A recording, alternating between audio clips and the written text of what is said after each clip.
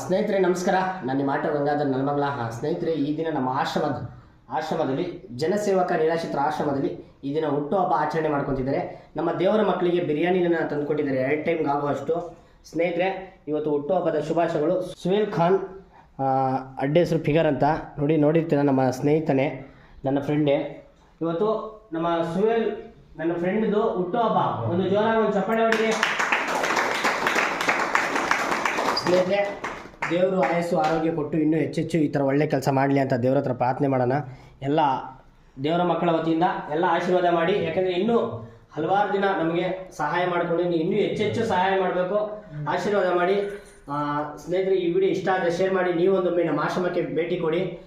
ಸುಹೇಲ್, ನೀವೊಂದೊಮ್ಮೆ ನಮ್ಮ ಆಶ್ರಮಕ್ಕೆ ಭೇಟಿ ಕೊಡಿ. ಸುಹೇಲ್ ನೋಡಿ, ನಮ್ಮ ದೇವರ ಮಕ್ಕಳಿಗೆ ಇಷ್ಟು ಜನರಿಗೆ ಇವತ್ತು ನಮ್ಮ ಪ್ರಸಾದವನ್ನು